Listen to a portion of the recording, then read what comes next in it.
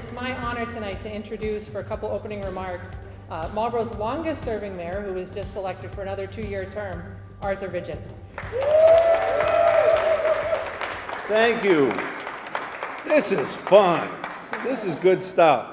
I want to thank everyone for coming tonight. This is really a mixed group. It really is. It's some local small businesses. It's some of our larger employers. I know Hologic and TJX is here tonight. It's some of our elected officials, my colleagues from the city council that are here. Some of our department heads are here. Some of the developers and real estate brokers are here. So we have a mixed bag of a lot of people that have made this organization and this city a success for many, many years. And I want to thank you all for doing that for us and continuing doing that for us for years to come.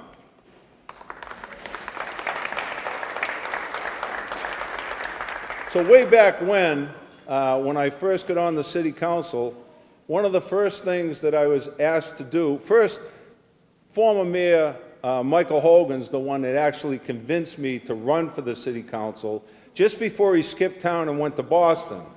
But I didn't know what I was getting into and ended up working all summer, and so he's responsible for having me here to this point. But we had to convince him to come up and talk about the MEDC a little bit because it was his idea way back in the early 90s when I first got on the council. And he was talking about this organization of economic development that we could move it forward, move some of the economic development forward. So, Michael, thank you very much for coming tonight. We're looking forward to hearing you in a few minutes. Well, Michael, where are you?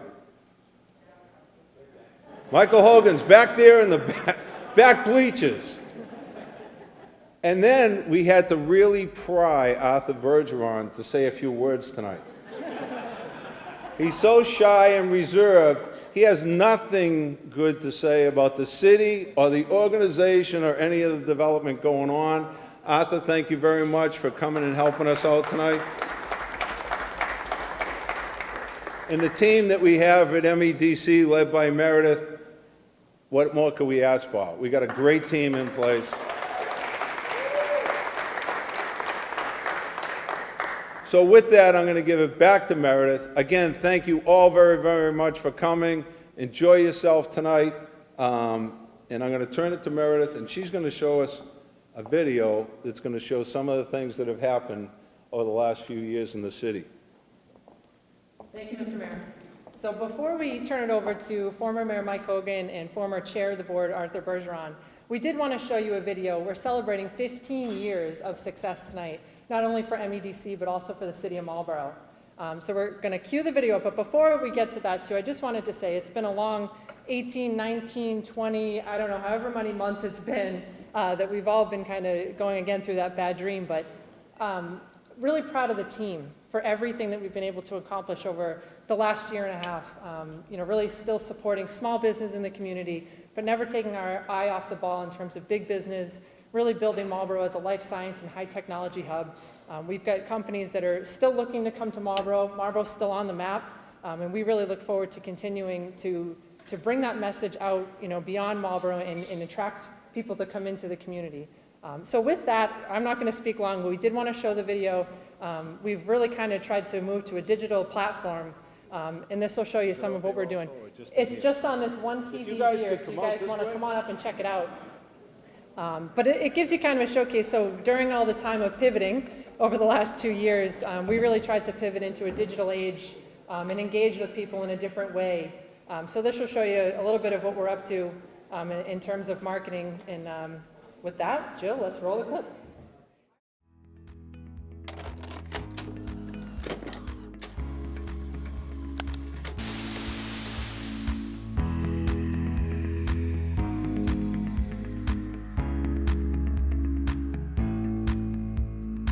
What's different about our economic development plan that most people, when they talk about master plans, it's kind of like pie in the sky or Sim City on your computer where you're building the virtual community.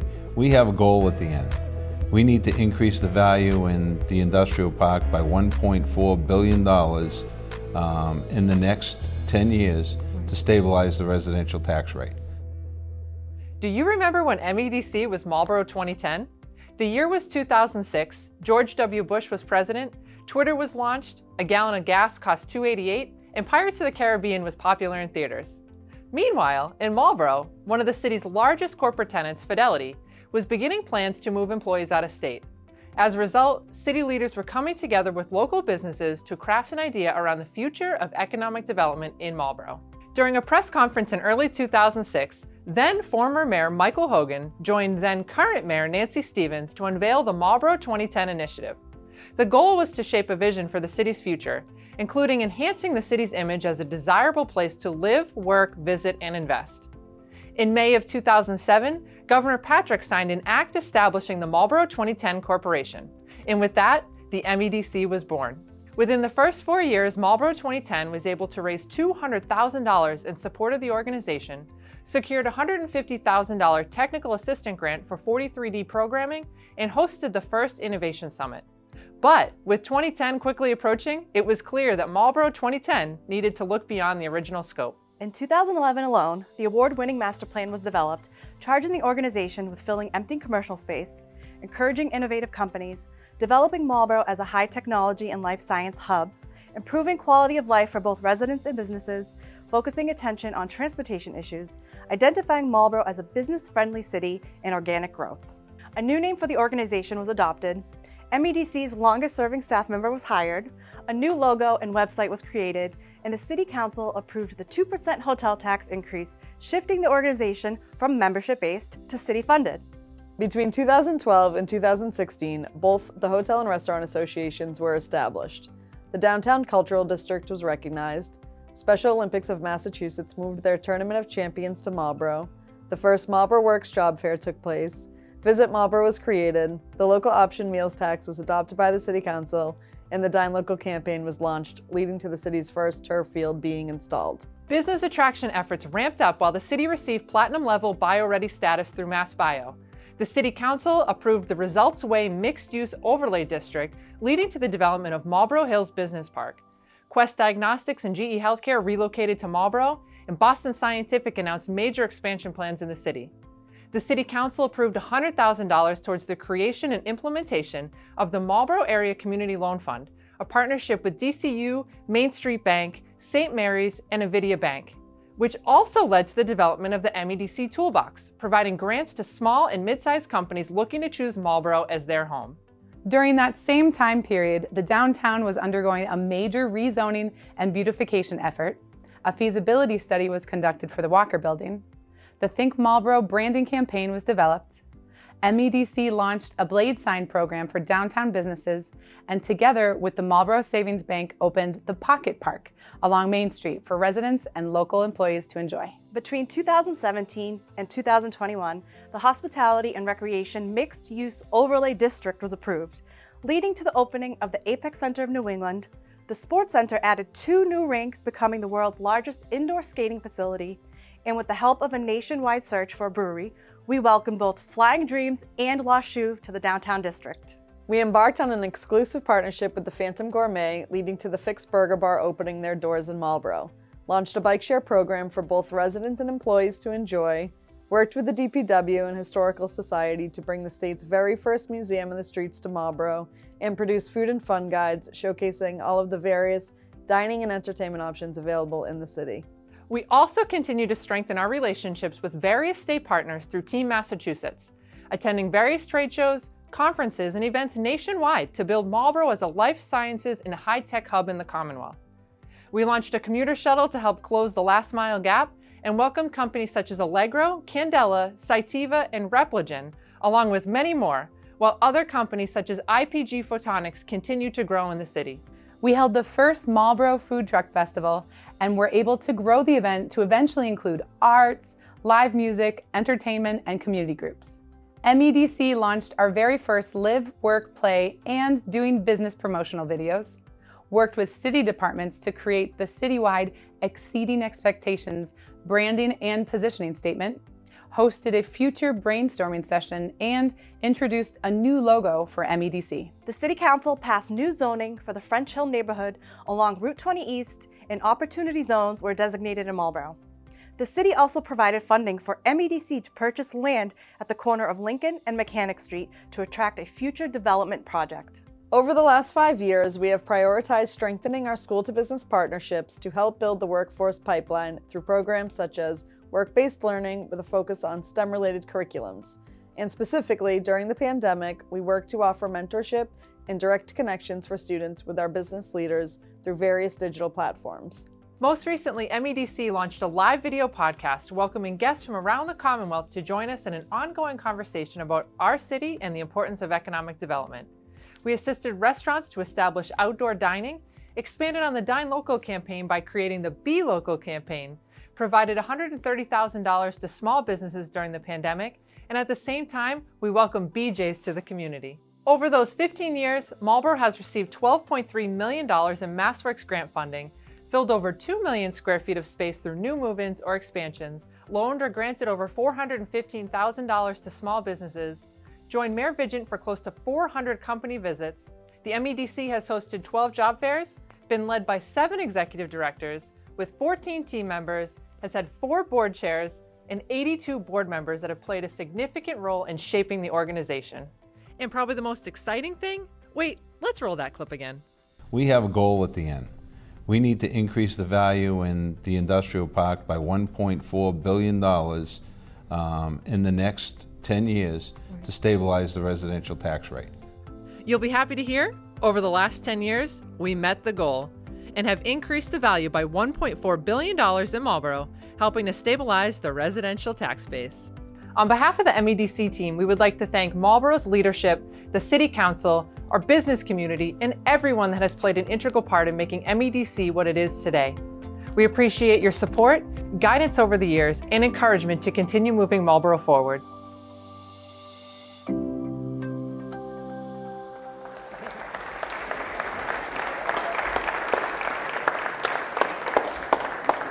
So we still don't know where the $1.4 billion came from, right, Arthur? But maybe you'll tell us that when you get up here.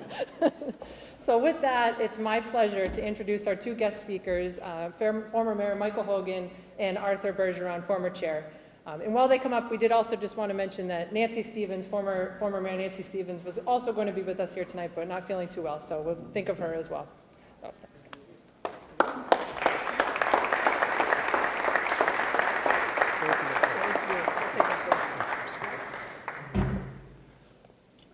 Well, after seeing that, why would anybody want to work or play anyplace else other than Marlboro? It's remarkable. Congratulations on the work. It's terrific to be back here with all of you this evening, and it's hard to believe that we're celebrating 15 years since the founding of the Marlboro Economic Development Corporation. It's kind of, I was thinking of it on the way up. For some reason, I've been over 40 years sharing stages with Arthur Vigent and Arthur Bergeron in one form or another. And it's amazing how time that flies by so quickly. That $1.4 billion number, so you have a CPA as your mayor, and you have an attorney. Who do you think came up with the $1.4 billion goal? It wasn't the CPA. It was the lawyer. And Arthur Bergeron focused on the fact that we had that goal to be able to stabilize the residential property tax base and to invest in so many parts of the community. But Meredith talked a little bit about 2006, and the context is important. For those of you who are in real estate, you know that at that point in time, we had seen the full decline of the mini computer industry here in Massachusetts. And the last vestiges of that, Hewlett-Packard and Intel, were preparing to shutter, and their employment levels had actually dropped already. We hadn't quite established ourselves as a life sciences, medical device, biotech community yet. It was still in the early stages of that. And the financial services industry that had been our salvation with Fidelity was also changing very rapidly, and Fidelity had already started to vacate part of the property that they were leasing here in Marlboro. And the reality was, in the suburban office market at that time, we're approaching a 40% vacancy rate.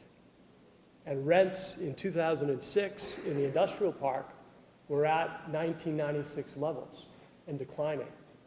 So this wasn't just an opportunity to take stock and say, what do we want to be in the next iteration of a community in Marlboro, but it really was a need to have a lifeline to be able to stabilize the industrial base and the commercial base that we had here, and to be able to grow it back to where it needed to be able to support all of the wonderful services that this community has grown to expect. There was a model that we talked about, Quincy 2000, that I had a chance to work with when I was doing statewide economic development. And it was a great model that Nancy Stevens and Arthur Vigent were willing to support, Arthur Bergeron as well.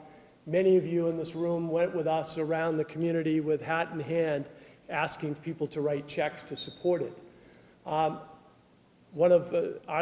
was my CPA and our family financial advisor for many years, and when I wrote the first check that Margaret and I gave as a donation to support the effort, he said to me, "Are you sure you really want to do this? That's a pretty significant check for you guys. And does Margaret know that you wrote it?"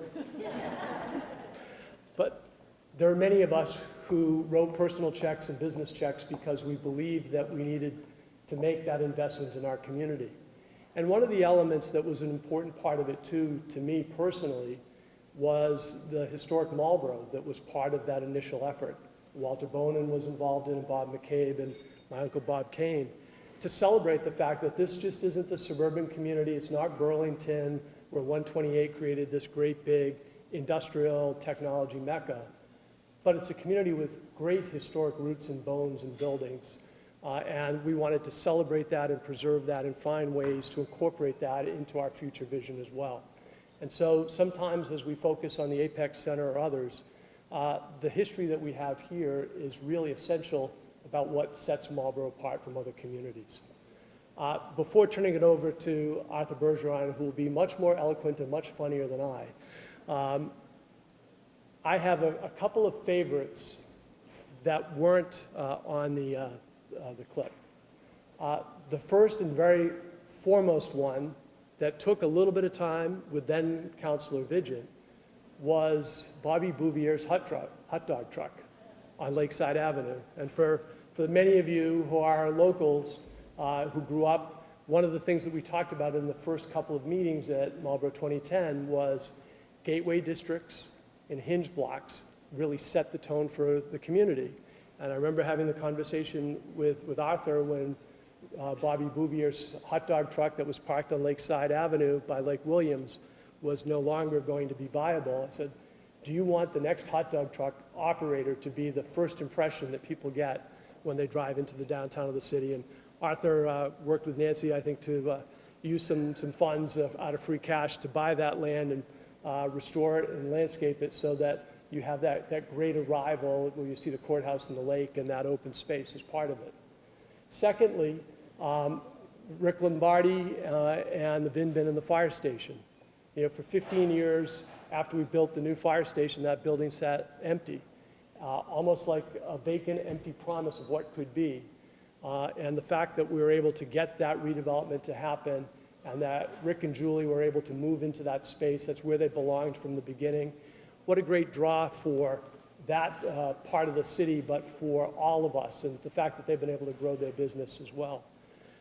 Where the Fitzpatricks had their building on the corner of Granger Boulevard was a lot of tug and war with the Community Development Authority and MEDC, but that beautiful building that's the headquarters for Main Street Bank today used to be a store that was owned by a family for many years, but had fallen in disrepair. And again, another icon, a visible example of a strong, vital, vibrant downtown and a strong community.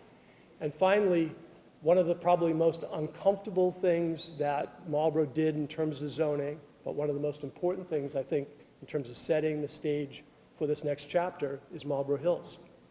That is so beyond the comfort zone of Marlboro, to have a mixed use in a commercial zone where you have daycares and apartments and high-tech companies and a variety of uses all coming to life on a campus environment. That is state-of-the-art development and real estate and planning today, and Marlboro was at the vanguard of that, doing what was really not something that would come naturally, but people took a risk and were willing to take a risk, and I think the return for the city is phenomenal. Before I turn it over to Arthur Bergeron, I just want to say I've been doing statewide economic development and real estate development for most of my life since I left City Hall here. And the one thing that I see every day now is that the pace of change is relentless. And what we are successful at today will be the digital equipment corporations or the Stratus computers of yesterday. And the work of MEDC, just because you've got a victory lap to be able to celebrate, you need to redouble your efforts, because the pace of change of technology and what's going on means that those winners today are going to be in the rear view at some point in time, and we've always got to be prepared for what's next. So it's been a phenomenal honor for me to be part of this from the beginning, and I very much appreciate the invitation to spend some time with you this evening. And now to the second headliner, the other author.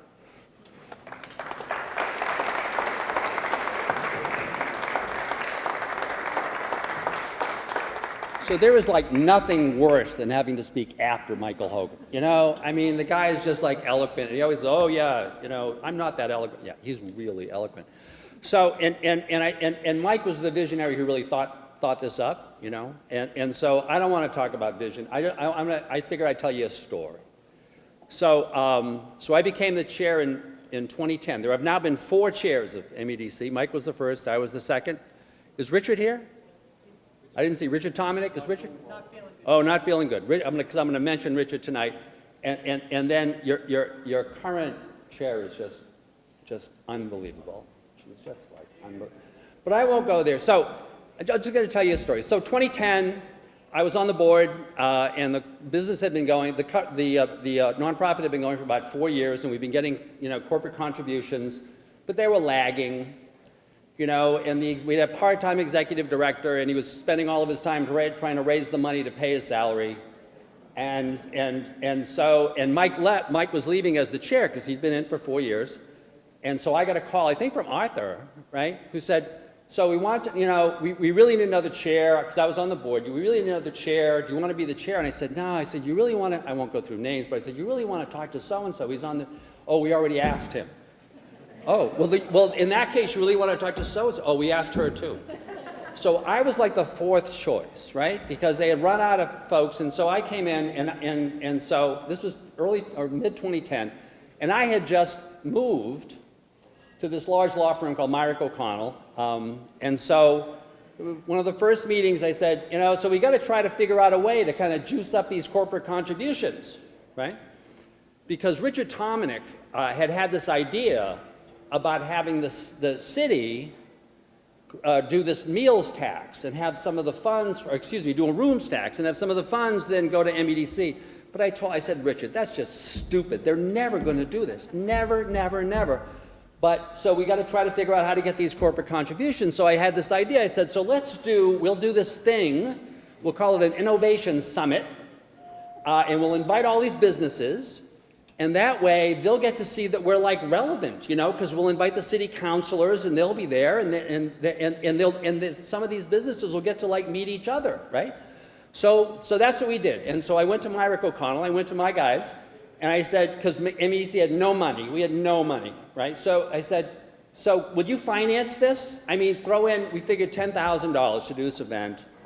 And I said, but this will be really good press for Myrick O'Connell. It'll be, we really get a presence in Marlboro. We'll get more clients, blah, blah, blah. So they said, okay, we'll throw in the $10,000.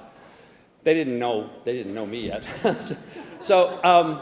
And we got a list. Then we got a list of all these businesses that were located in Marlboro, specifically in the southwest quadrant, the areas like south of 20 and west of 495. And we got this list, and I distributed it. And I heard, is Nancy here? Is Nancy Stevens here? Oh, no. So, 2 sick people. So I split the list. 2 people. I gave half to Nancy, and I gave half to Arthur Vision. Now, Nancy, I'm glad she's not here. She didn't do her list. She did no calls, right? Arthur, though, so now I'm going to tell, I remember 4 things about this event, and one of them was Arthur did his list, right? And what I did was I went to, there was a city council chamber, and there was a room off of the chamber where there was a phone, right, and a little desk. And so I figured we'll do this like, you do with fundraising, or you don't know. For politicians, the standard thing, if politicians are raising money, you got to sit with them and make them do the calls, right? And then like you pay them, like, so many calls you get an M&M, you get. So I said, I'll sit with, with Arthur, and I said, you do the calls, and then we'll talk about what happened, right? And so we're sitting there, and Arthur's doing these calls, and the first thing was Arthur saying, I've never heard of any of these companies. Who are these people? Right? He had no idea. You'd heard of the big names, but he's calling these little companies, little, 10 to 100 employees, right? But there's a jillion of them, and he's like, and he was getting through, right? Occasionally he'd call, and like the president of the company would get on the line and say, oh, you're in the city council, blah, blah, blah, I'm really interested. It was astonishing to him. It was just astonishing, right? So that was my first clear memory. So the second thing was, so now we have the event, and the event was like in September or early October, and we had used that big space at what is now the what? At the campus. Did anybody go to that event? Anybody here who was at that? Oh, wow. So you remember, there were like quite a few, it was like a lot of people came, right?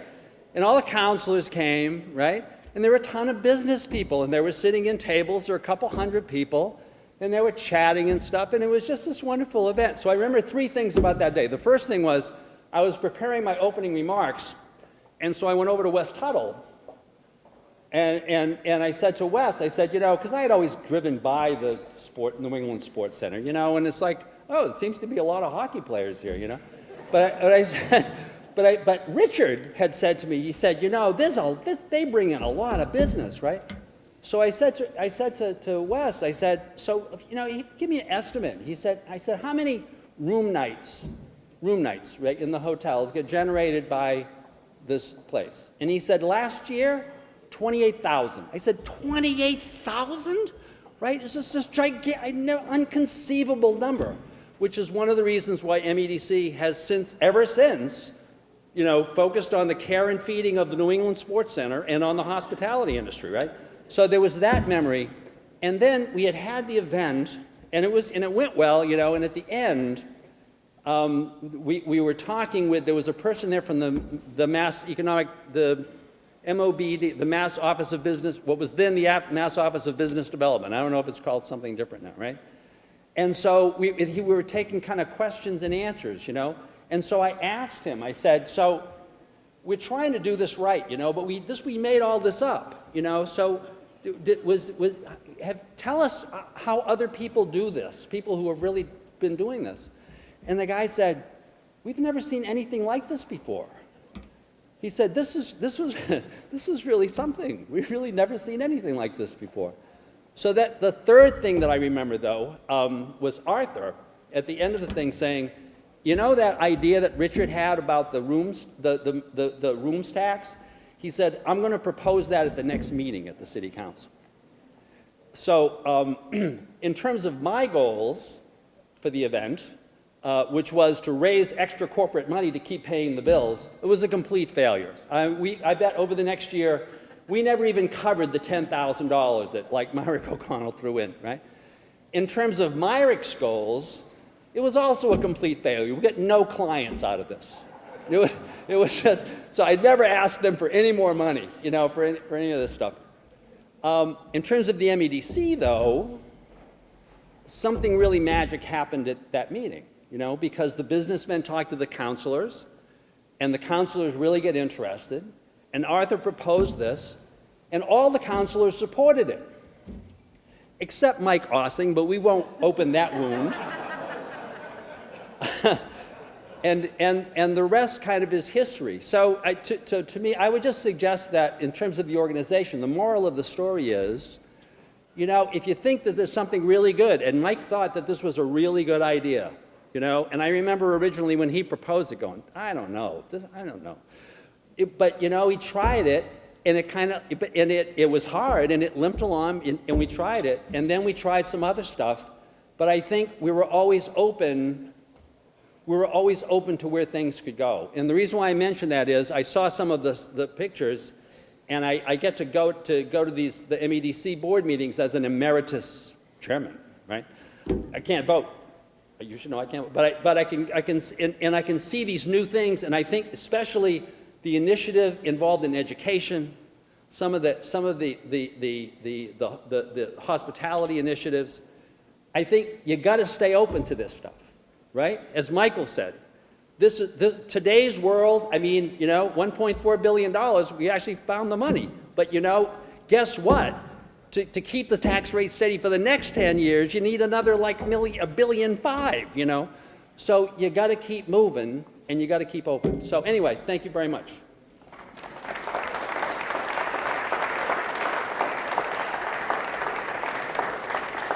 Thank you both so much. And the mayor whispered in my ear, I think that was the only event that we ever had a sponsor for, ever. I don't know if it was because of the failure, I don't know, something like that. But no, it's been a pleasure to have you guys all here tonight. Thank you both for speaking. It's nice to hear the beginnings of what we're doing and why we do it every day. But Marlboro is just a special place to be. So with that, for some closing remarks, I'm going to introduce our current board chair, Andrea Payan.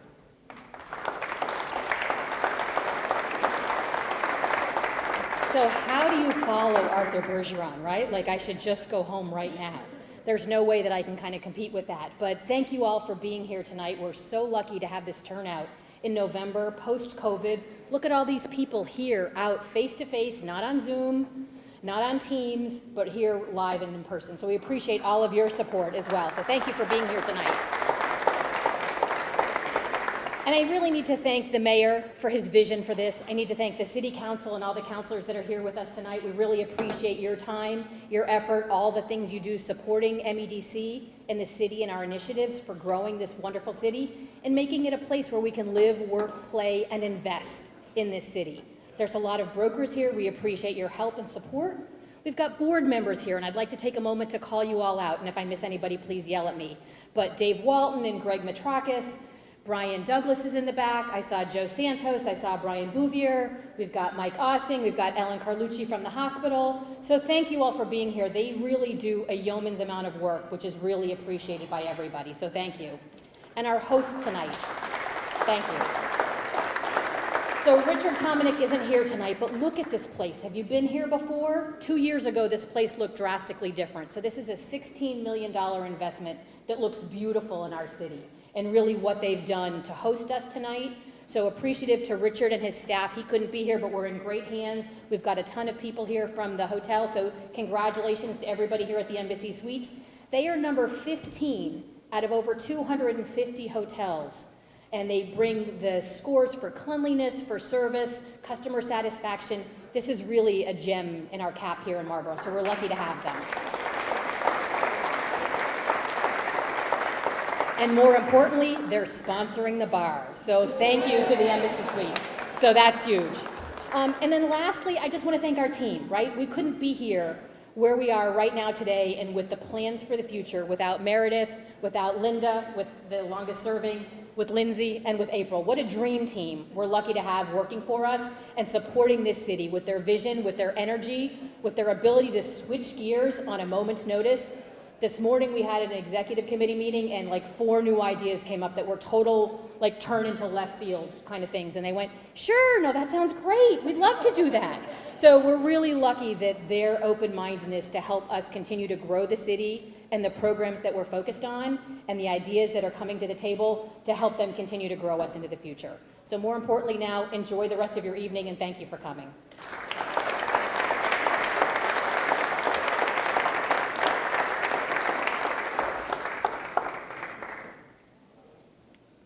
Just one more quick thing. On your way out, there is some soaps as favors from our newest downtown merchant, Patricia Murray with Dancing Orchid Soapworks, which is a recipient of one of our Toolbox programs. So please make sure to get out and support Patricia. She'll be open on December 1st. So thanks, everybody.